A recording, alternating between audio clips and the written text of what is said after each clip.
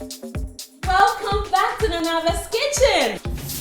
All right, friends, please subscribe and turn on your notification. Today's menu is an amazing recipe ranging from West Africa known as potato leaf stew. It is high in dietary fiber and iron. So not only is it delicious, but it's also very nutritious. All right, want to enjoy me. So this recipe is for my meat lovers.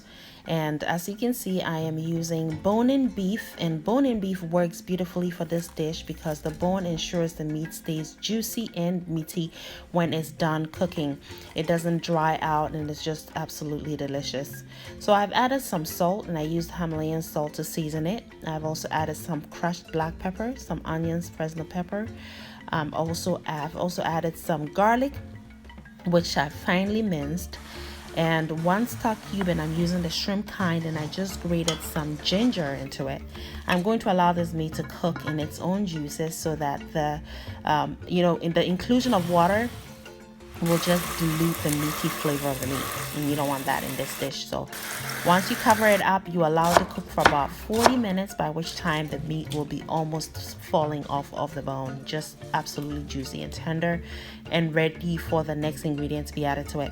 So while that's happening, I will be working on prepping my leaves. And what I do is I wash it thoroughly. I remove the leaves from the stalk and I cut them up and set them aside.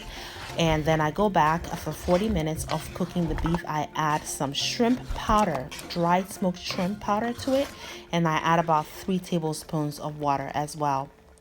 And then what just went in is palm oil, and it's 1/4 cup of palm oil. And I have cooked this dish before without the palm oil, and let me tell you, the inclusion of the palm oil makes all the difference. It really makes this dish authentic. So it is optional, but I recommend using it. Just use a little bit. So what you just saw is ogeri. Ogeri is not optional in this dish, and let me talk about ogeri a little bit. What ogeri is fermented sesame seeds. So the ogeri has a natural glutamate seasoning similar to miso, and miso is fermented soybeans. I remember the first time I tried this dish, which was made by a Sierra Leonean friend of mine. I was just in absolute ecstasy when I put a spoon of it in my mouth.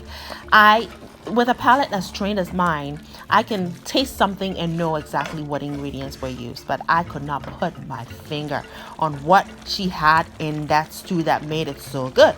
And I remember asking, and she said, "Oh, it's the ogeri, it's the ogeri." And I was like, "What is ogeri?" And she told me how to make it. And really what I did was I got a cup of sesame seeds.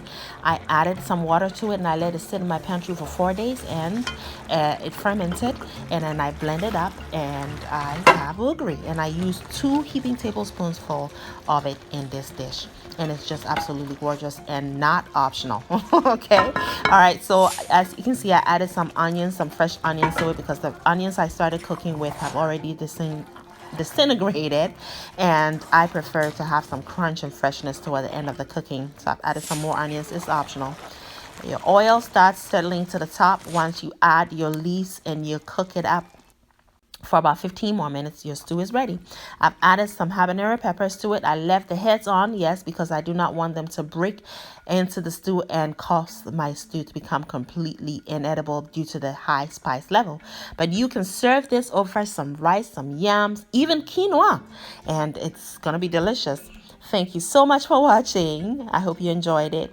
Make it a great day and have fun, especially in that kitchen.